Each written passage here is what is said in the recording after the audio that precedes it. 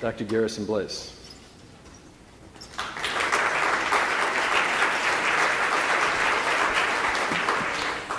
All right, so how do I make this thing work? You're in charge, right? Okay, I'm going to come over here and start talking. So while Erica's at her new beachside property, I'm here struggling to talk to this group of people. I got to tell you that just breathing the air in this place makes me feel good. This is people discovering that they're out of jail. There's a way they can go. And, I got out of jail 15 years ago and change. And I still enjoy every breath of fresh air in this world. So I'm here to give Erica's talk. And I warned her that if she was going to turn it over to me, it probably wasn't going to be her talk. It was going to be some variation on her talk. I'm going to try to honor most of her points and get them to you.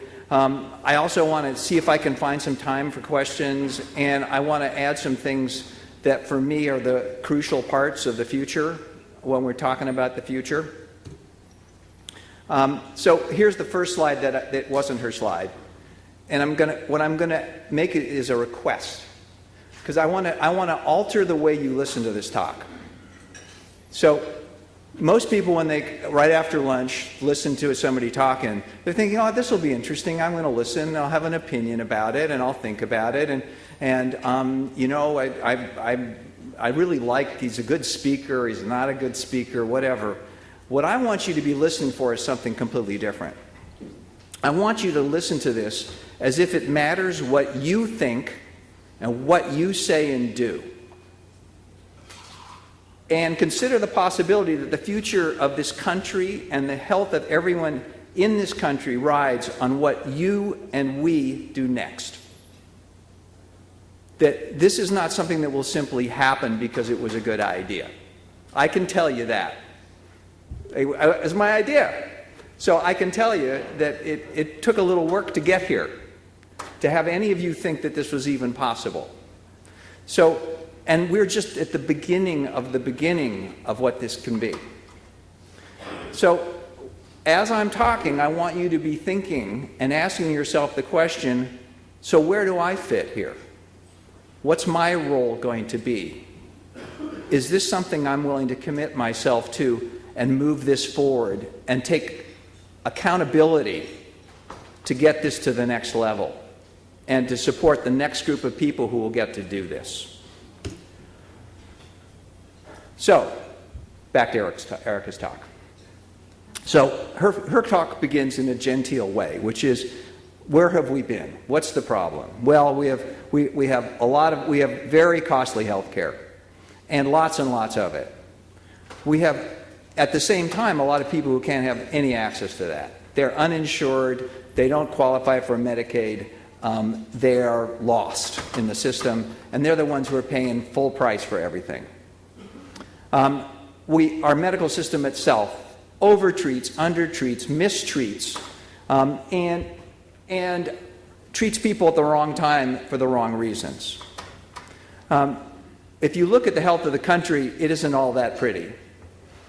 And primary care, which you and I would agree is the foundation of a real healthcare system, is barely functional.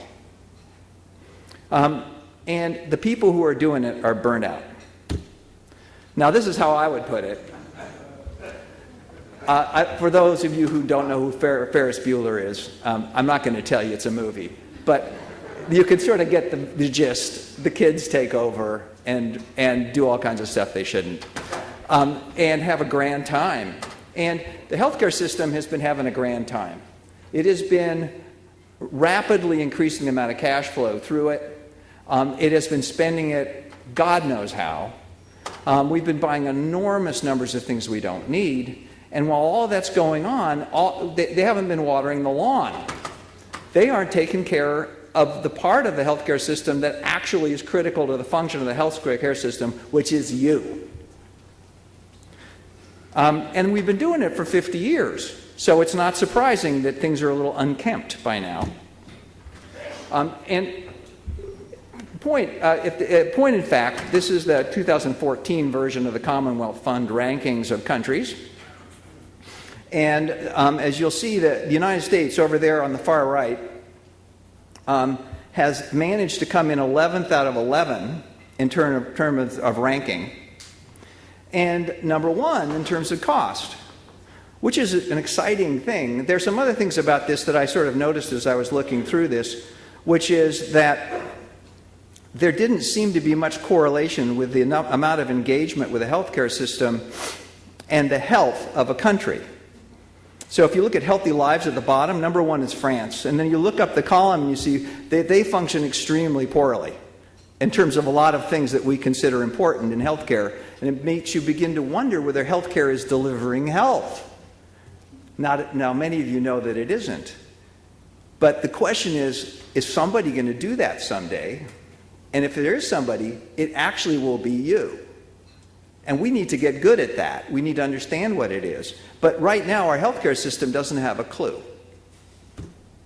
So, back to Erica's talk. And actually, this one still got me on it, sorry. So what I would say, I have a different version of what she just said, which is we have created a medical care system that serves the medical care system. That's the number 1 organism that we serve in most of healthcare. We have lost our way as a profession. We have forgotten what it is our solemn duty is to do. And I think that's not true about most of the people in this room. But if you took a quick peek at the healthcare system you guys live in, I don't think many people would disagree with me on this. We've done serious damage to our patients in the name of healthcare. We are now the 3rd leading cause of death. And we've almost destroyed our economy in the process. I mean, Ferris Bueller never came close to that. And the reason that happened wasn't because of a payment system. It was because of a culture. It was because of the death of a culture. And it was killed by the payment system. And I'm not going to go into all the arguments built around that, but most of you understand what fee-for-service has done to our entire healthcare system and to us in particular. And in addition, we all signed those agreements that we hate. We all refer to those specialists that do all those procedures that we're really not very happy with. We all send people to those hospitals that are dysfunctional and expensive. And family medicine, to this point, has not discovered that it is the fulcrum of healthcare. We're the ones who send people places. We're the ones who actually could control and manage this system so that it actually worked. But we would have to stop being victims and start being managers. The final point I would make is that the healthcare bubble is the biggest bubble ever. This is a massive amount of money being spent on stuff that doesn't need to be purchased, being spent stupidly, and in a way in which the people who should be benefiting from this care are not getting the benefit. And we need to keep in mind that there is another healthcare system out there that we have to start creating that actually has an ethical structure, a patient-centered structure, and that can be supportable and sustainable for hundreds of years. So, how might we leverage this change? And I'm actually more back in Erica's world now, although there's a few little additions. One of them is that the growth of a healthy culture in healthcare should be our prime raison d'etre. This is the economic restructuring, the technological advances, and the big data flow from the culture. But these are all parts of what's going to have to happen in healthcare for us to reach into a new future. So when I look at the drivers, I see culture as the big news. This is what you guys have been protecting. The center, the belief system of primary care, which was created by those wild and crazy people who started family medicine in the first place. They wanted to plant that seed hoping that they would grow this crop someday and that it would somehow figure out a way to survive in a very uncomfortable world. So all of the rest of those things are going to grow out of that culture, and we just have to figure out how to do it. So in terms of the economics, in the current world, fee-for-service payment systems are gradually extinguishing primary care. The direct primary care response to that is that we're just going to walk around a failed business model and start another one that actually supports the ecosystem. Now, there are going to be a million variations, and you've already heard a million variations, but the point I want to make is that none of this that we're talking about today is about business models. The business models are designed to protect the ecosystem, to protect the culture. And I don't know the best one. And we have one we think is very cool. I know Brian thinks he's got a great one, and he's probably right. And there are many others out there that are doing terrific work. And we need to understand and we need to respect each other. And we also need to support each other. You know, this is not a place to be fighting over turf. And so the point I'd make is that we need to replace the model we know fails, and we need to wait and see what's the best model before we all decide what to jump on board with. But it's time to do something. So in the other world, healthcare costs are outstripping inflation. In our world, we actually get to decide how much gets spent in the healthcare system. We get to help patients pick out the best deals, the best care, the lowest price. And we get to create a monthly fee structure that supports us adequately so that we don't have to worry about money, so that we can focus on what's actually important, which is not the business model, it's the care. So people in this room get it. You guys came here because you're on this bus. And I want to congratulate you on being here. I'll let you know how much I respect your intelligence, but also your motivation. And I want to leverage off of that. So in the other model, in the other business model, we have recession, economic restructuring, and in our model, we have a permanent and effective solution to the problem of healthcare, not just primary care, but eventually to healthcare itself. So in the other world, the policy stuff, it calls for a policy wonk to understand it. It's all spreadsheets and little tweaks here and little tweaks over there. And we said is, why don't we just cut out all the weeds and create a simple structure for a simple idea, a simple culture, but an extremely important one, and just let it grow here. And you don't have to manage it. We'll do that. We can do that. This is not rocket science we're doing. If you leave us alone just enough, we will produce miracles for you. So over on the other side, they're looking at HMO, like cost controls, ACOs, they're kind of trying to figure out what the gatekeeper thing is. Right now, in the world as it actually exists, primary care is largely serving the purpose of feeding dysfunctional specialty and hospital systems.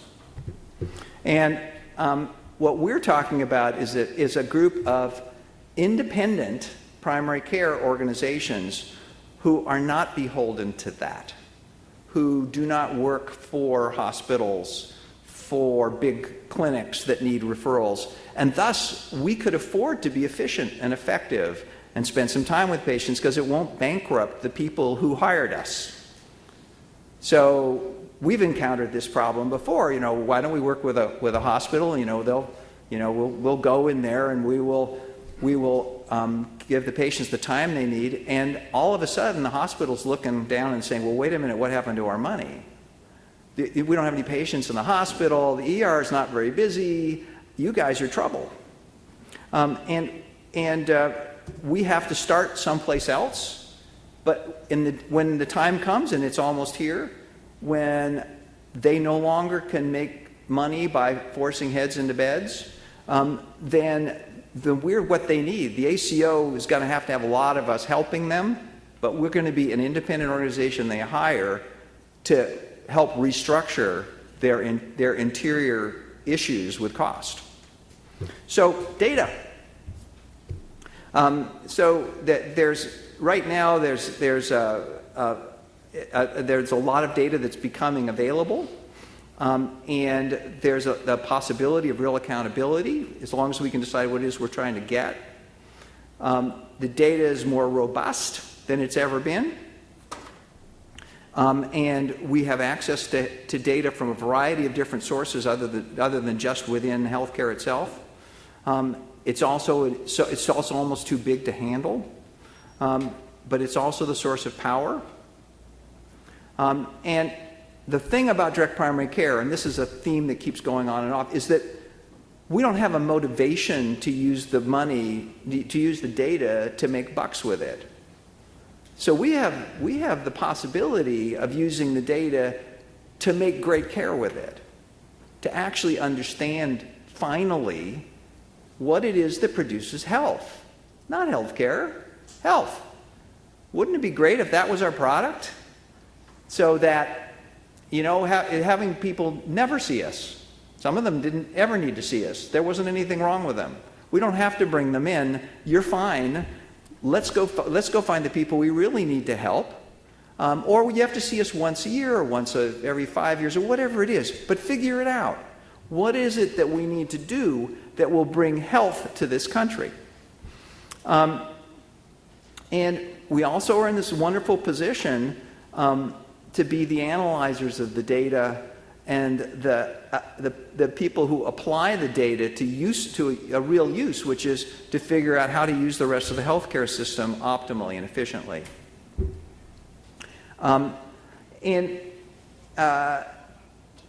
Let's see.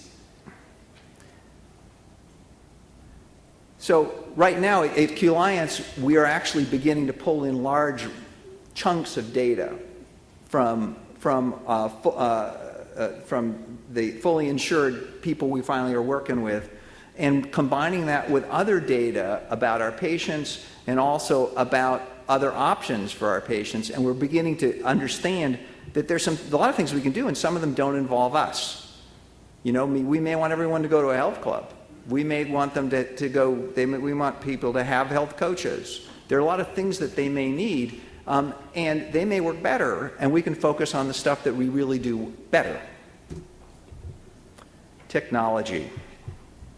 And I'm not going to run through all of this with you because these slides are all going to be available, and I'm sure Larry will tell you how to get a hold of them. But I'm going to say that the theme with technology is the same. We should be the ones who understand the technology. We're the ones who can explain it to our patients. We're the ones who do not have a bias. We're not marketing these things. We're not going to make a profit from these things.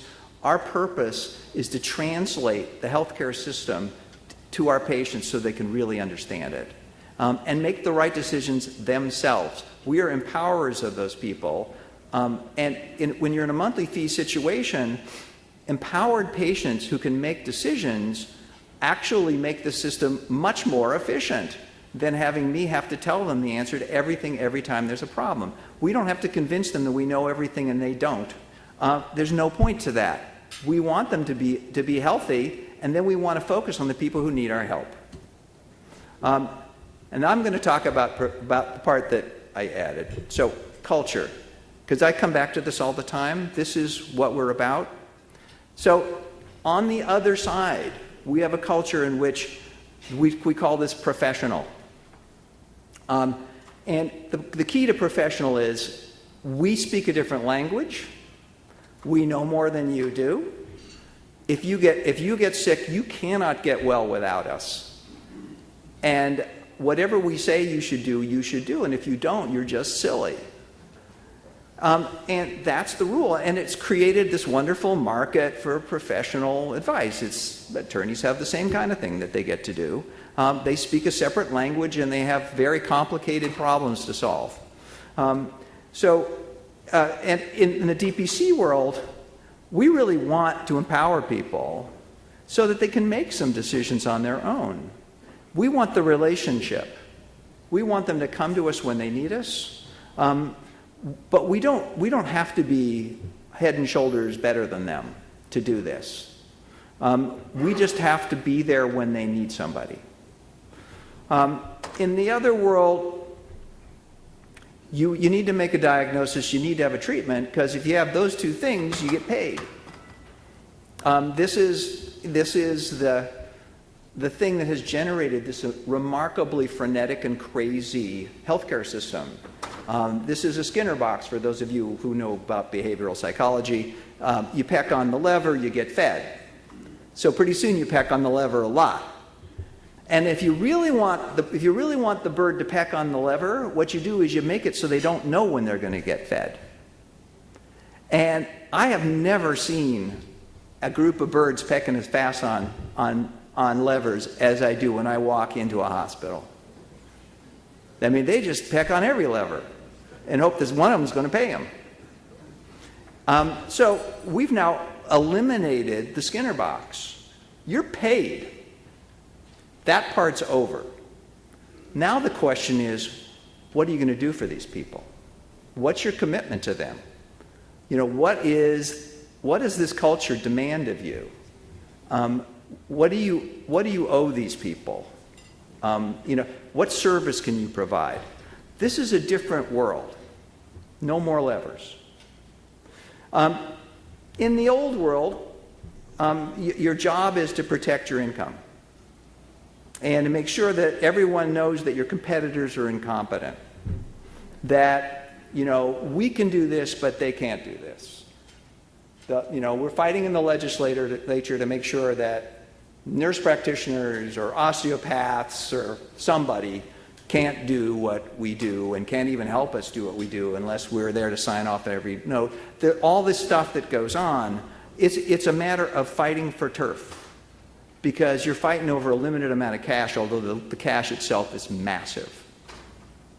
In our world, we're already paid. Now the question is, how do we do it the best way we can do it? What's the most efficient way to do this? Whose skill set fits with the needs of the work to be done? Who can we incorporate in our world that will help us solve this problem of creating healthy people? And who knows who that includes and how important our role is in it? Maybe we get to be the leaders of it, and maybe we don't. But the main question is, how do we do this thing that we have been hired to do and that we're committed to?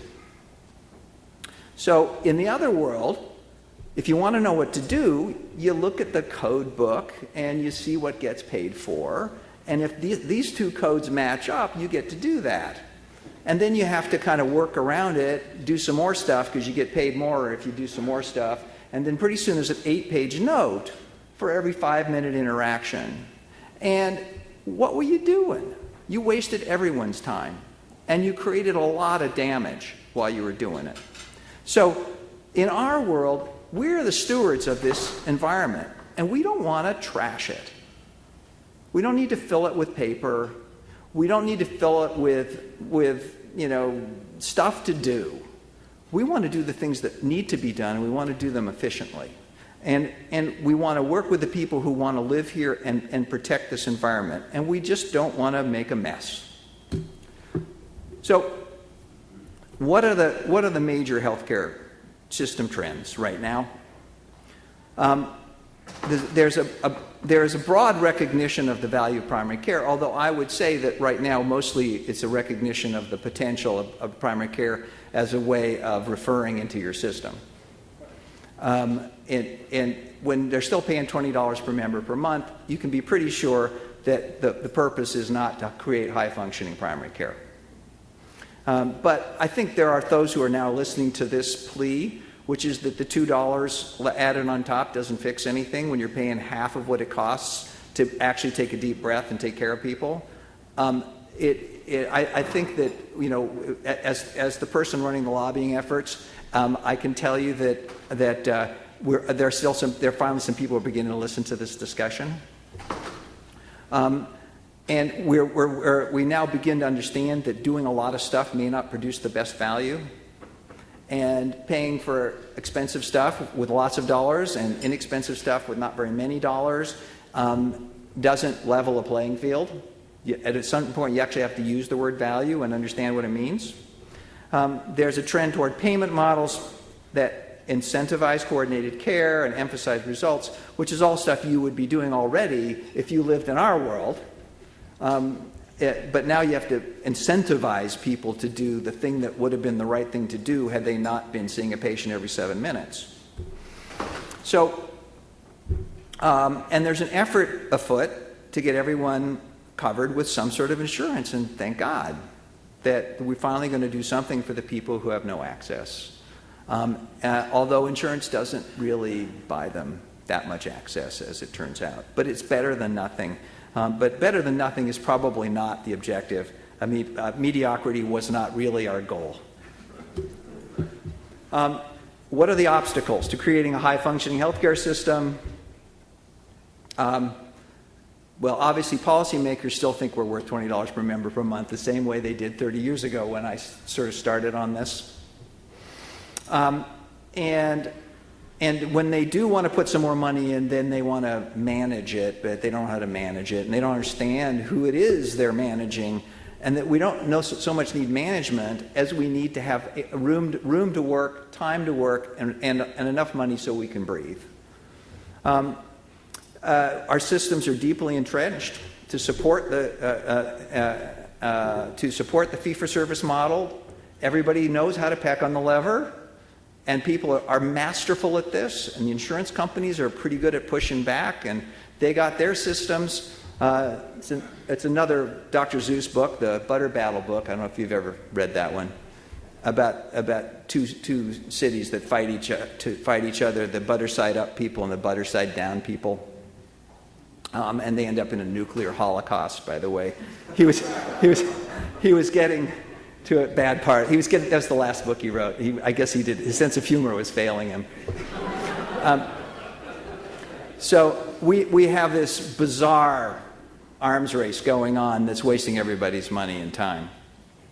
So there's a confusion about the current and potential future role of primary care physicians. You know, there are the people who say, well, they don't know very much, but they can probably take care of bladder infections.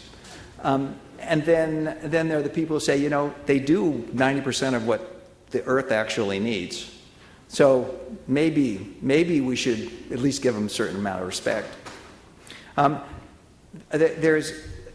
Throughout this entire system, there's a lack of a culture of accountability throughout healthcare, and we really haven't had the tools to be accountable. But I think that if we actually were able to, that this group of people would begin to be accountable for the right things. There's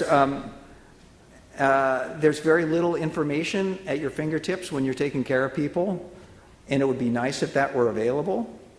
And generally in Washington, D.C., I can tell you that nobody trusts anybody because they've been lied to so many times. There have been so many ideas that didn't work. Mostly because very few things get through in a pure form, so that by the time they've been worked on by a committee, it's no wonder that they don't work. But this is a town in which they don't believe you until you've already gone national and you already have a ton of information. So, are there signs of change? Well, yeah. There are direct primary care practices that are sprouting up. And there are a bunch of people who have that sort of comfortable, happy look on their faces who actually go to work in the morning and feel like, this is where I belong. This is my place on the planet. There are increasing number of businesses that are interested in this, and individuals who are interested in this, and unions who are interested in this, and by golly, governments, and even an occasional medical association. is kind of getting interested in this. And this is exciting to me, because when I started, no one was interested in this. I was interested, but it wasn't anybody to talk to. So I love this room. And also, amongst primary care physicians, there had been huge resistance to this, because it's concierge, right? This is like rich doctors taking care of rich patients so that the poor people even get less care. That's what this is. And that was the first practice. That was the two guys who were in my practice who started the first concierge practice for $1,000 per member per month. They got the press. A year and a half later, we opened for a maximum fee of $60 per member per month. And it was like we had never happened. So the general read from the outside world is that this was an attempt to, get a lot of money out of the people who got money and keep them away from the riffraff. Well, as you know, we're not in that conversation anymore. We don't have separate waiting rooms.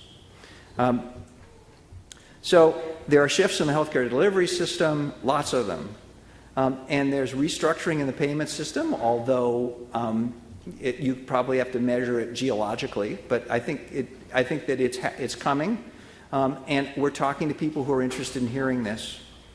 And there's more data showing up. We're coming in with data, Brian's coming in with data, Iora's coming in with data, and the data looks like everybody else's data. Cheaper, better. And smiley faces, patients, doctors. Nice combination. They're growing numbers, single site independents, and there are some bigger, scalable, national. But I will tell you that we all are playing from the same playbook. The playbook is the culture. It's just a matter of where you're going to play. And we're going to need direct primary care for everybody. So we need to be able to play on every playing field. Who's interested? There's the list. Basically, anybody who's paying their own money in the healthcare system would like direct primary care. Thank you very much. Legislation.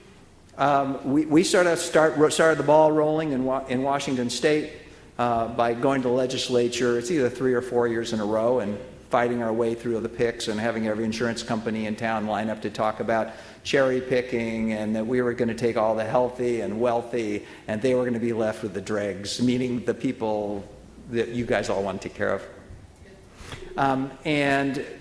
We finally got that legislation with a number of compromises, which have now been erased with 4 more bills. The Affordable Care Act, which we worked on for about 3 years, and spent a lot of time, money, effort to get one line in there. But what the line did was opened up the possibility of taking care of patients in the exchanges. And Q Alliance is now doing that. We have 5,000 of them, and we have 20-something thousand Medicaid patients we're taking care of, and we love it. This is, we have family medicine docs for the most part, a few internists, some nurse practitioners, but what everybody wants to do is take care of these patients. And we were thinking about not doing it, and they just slammed us. So we took the hint. So there are bills that have passed in several states. There's one in Idaho coming. Louisiana just passed, so I think it may be signed by now, but it hadn't been signed a couple of days ago. There is a lot of work that we're doing. For those of you who don't mind politics, I thought I'd have to hold my nose, but now I'm pretty used to the smell, and it's what needs to be done. It's what needs to be done. And it's also nice to be walking into offices where we used to walk in and they'd say, "What? But what about co-payments? What are you talking about? How does this, what about if they're sick? Then what?" And all of those things. And now we walk in and people know what we're talking about.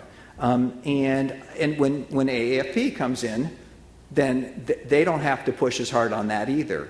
And so there's a lot going on, and there's some things that if we move these out of the way would allow patients and doctors to actually blossom this thing.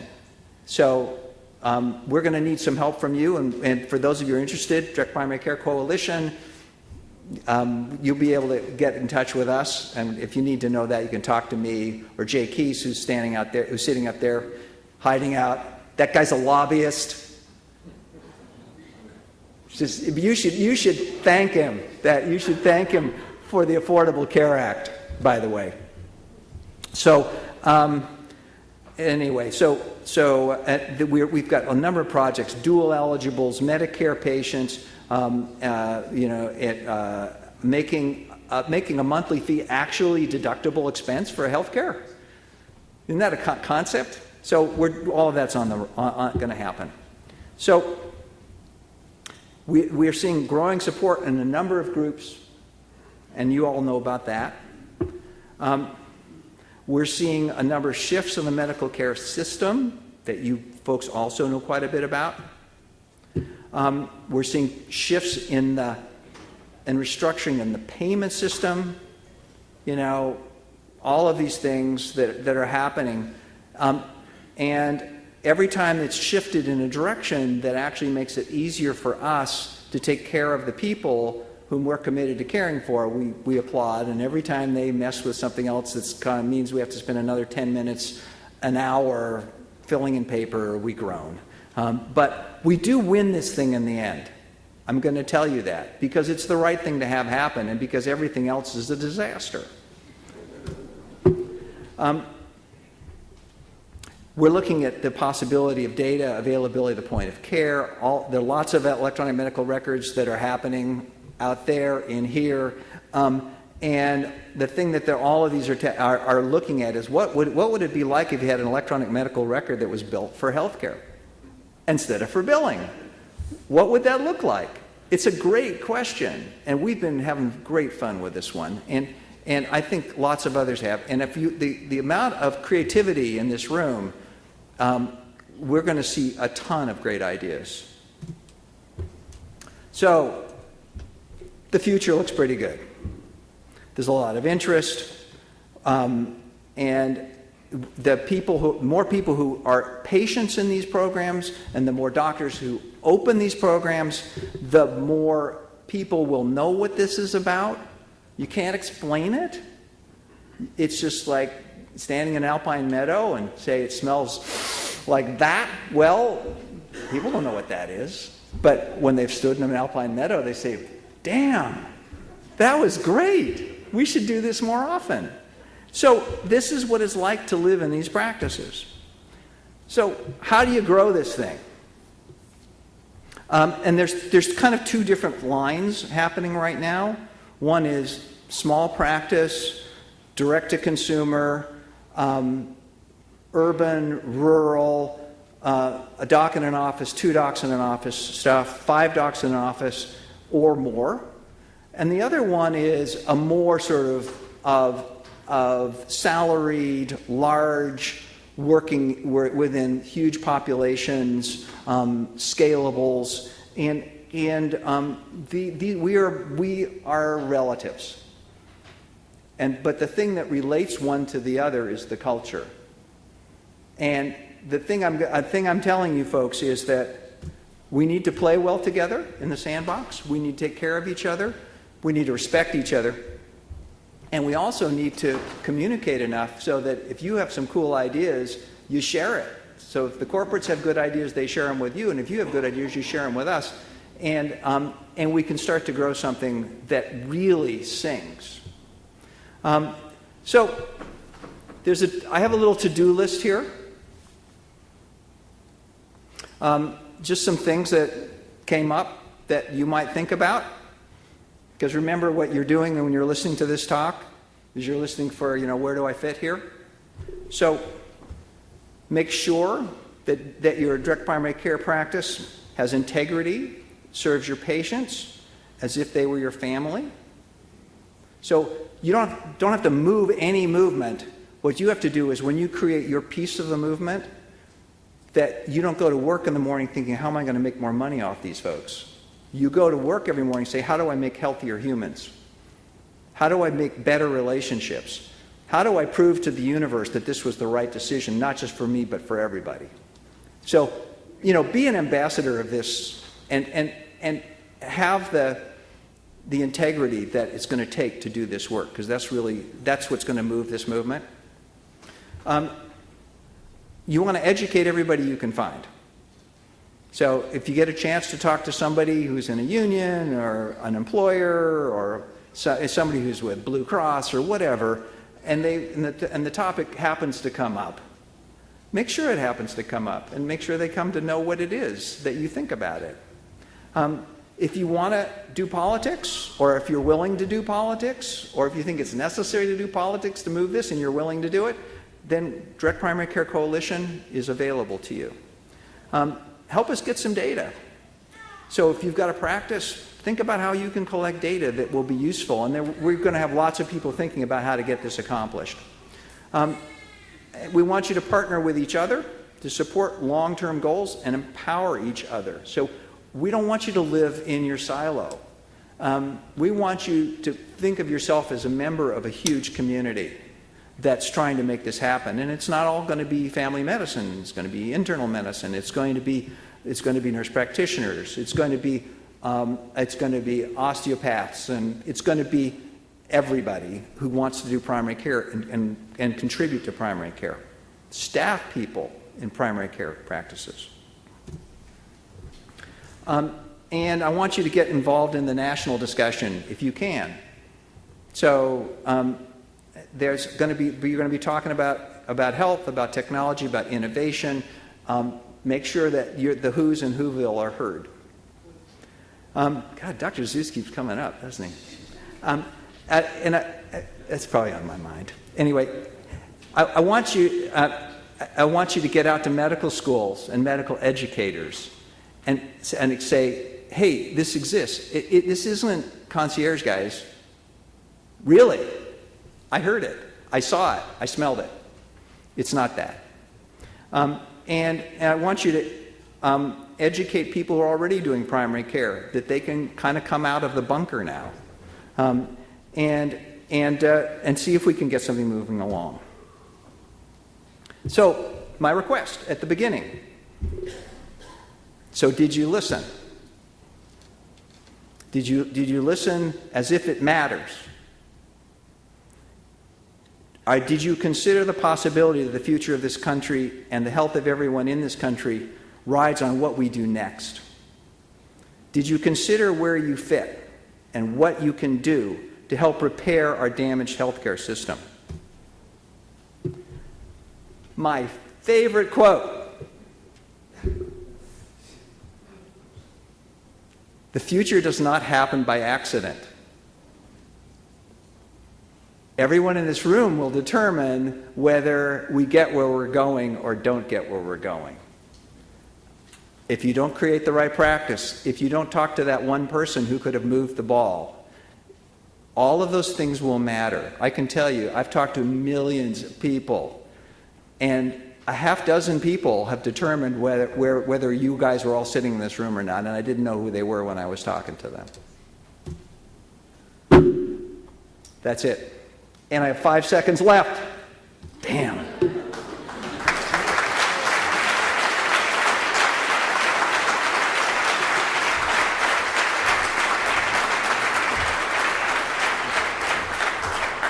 So we have an opportunity. We have 15 minutes for questions. I never thought I could do that. Hi, thank you very much for your comments. I'm Rusty Shavy, currently at the University of Michigan. I'm going to say flippantly that as I listen to your comments, I hear good news, bad news. The good news is all the hope, all the success, all the dissemination of this that you've described, which is all very good. My flippant regard to the bad news is this, that if we do this right, when we do this right, there will be winners and losers. So thus far, we've had to overcome ignorance and cultural resistance. But those who lose on this will at some point have an active opposition to this because they know they're going to lose out on some of this. Can you discuss the strategy for dealing with those people who will inevitably be losers as this disseminates? Boy. So we do live in an ecosystem, and I understand that there are people who have thrown themselves against this wall and just hit the wall. In fact, some people think that these are actinic keratoses, but that's actually just wall marks. And it's largely a function of whether you're willing to get back up and try it again, find another way to do it. If people really want to be part of this culture, there are ways you can do it without taking a risk. You can call us up. We're hiring. So you don't have to be an entrepreneur to have this happen. And of course, there will be people who don't make it, who can't do it for one reason or another. And I'm sorry.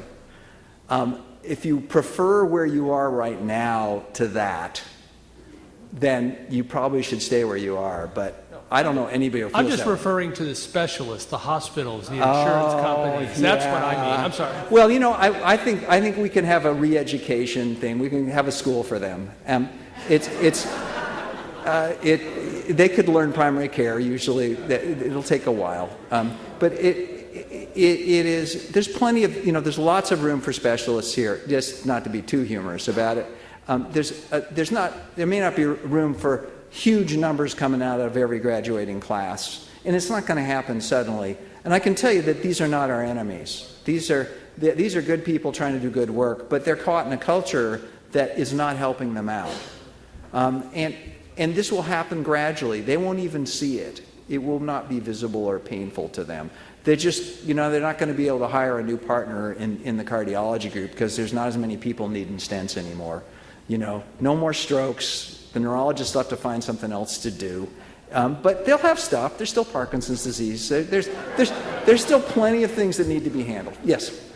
So I wasn't able to attend when everybody was on Capitol Hill lobbying for direct primary care. I haven't heard anybody summarize it.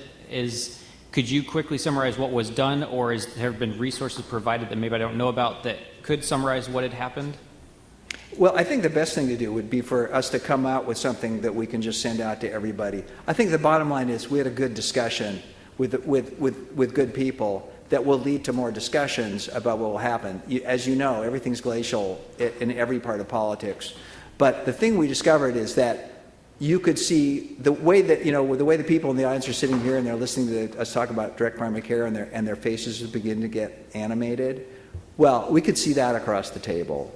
And they had their concerns and questions, and they wanted to know about what the actuarial value, and I glazed over at that point, because that means that they didn't really hear all of it, but they live in that world, and we have to learn to translate into that world. So I think that things went actually quite well, and we already have some more encounters planned, and there are a million ways to scale this wall. And now we have a lot of partners now who are going to help us scale the wall. And every time we show up on Capitol Hill with 20 people doing 5 meetings each, pretty soon everybody knows who we are and what we're about. And after a while, as Jay points out, you come to Capitol Hill and they just want to get you out of the office. So they'll do anything to get you out of there. So we can bring an army now. And because we're motivated here. Yes. Just a quick comment. I often hear things, and forgive me, it's not critical of you, but I don't think we here created this system. And when I see things that say, we let this happen, well, it was kind of forced on us. And one of the things that I've always heard is that we are to view each other as competitors. And that has always bothered me, because I just spent 2 days with a couple hundred of my colleagues who came here to help teach me how to do things better. And competitors don't do that. That's an entirely different frame of mind. And as far as who's going to be the big losers, in my opinion, I think it's going to be the insurance companies. Because getting 5 or 6% of $2.7 trillion is a whole lot more money than getting 5 to 6% of $1 trillion. So that's where I think we might end up with the greatest kickback. One final thing, I just want you to offer to your cousin, if anybody remembers Hurricane Floyd from 15 years ago, that flooded out Bound Brook, New Jersey, where I'm from. You saw the roof of my house during that national television coverage. That roof, I still haven't found all of it since Hurricane Sandy, so tell your cousin if she needs some help, I'm real handy with a hammer. I appreciate the offer. Yeah. So this is not a culture of competition, obviously. 200 people in a room is a few electrons on a box. The chances that we're going to bump into each other or do each other any damage are trivial. The reason why Q-Liance is out here not protecting all of our, our secret sauce and making it public is because we want to share what we got, because you're the people who are going to open the doors in the markets that we want to go to, because you'll already be there. You will have already talked to the insurance commissioner. You already softened up the insurance companies. We're happy to have you begin the process, and we're happy to help you to the extent we can. We're underwater ourselves at the moment, just trying to keep up with the demand, and we acknowledge that we are part of this culture, and we want to support this culture in every way we can. So if there are people who think that they're going to try to glean market share somehow by keeping it secret, you're pretty crazy. The market for people who need primary care far exceeds anything that we can deliver. Yes. Final question. Yes. Corey Annis from Carrboro, North Carolina. I'm double boarded in internal medicine and pediatrics, so this is, the AAFP is not my governing body.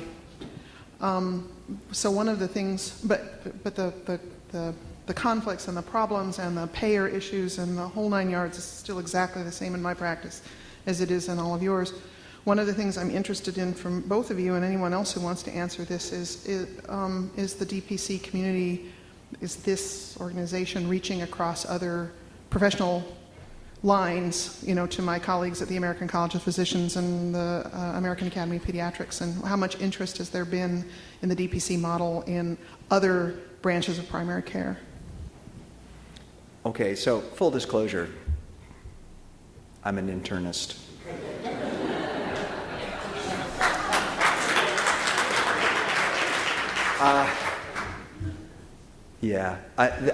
The issue about reaching across the aisle to other communities is the culture, because so many of these communities are embroiled in this turf protection world, and there's been so much money flowing for so long that everybody wants to protect their piece of the pie, and the pie is going to disappear. So it's a bubble. So everybody's worried, and they're feeling, as Tom Lehrer once said, like a Christian Scientist with appendicitis. And so they have to, and they're just like deer in the headlights out there. So they're certainly welcome. So anybody who takes care of people, and it's a relationship they're maintaining, and they want to maintain it for life, and they want to improve their health, and they want to get away from the idea that our job is diagnoses and treatments, they belong here. My soul is here in this room. I may have been born one way and went to a medical school and went one direction, but as soon as I sat in a room with a patient, I knew that I was one of these people. So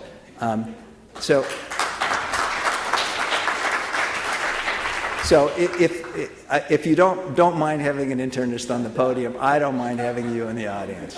Thank you.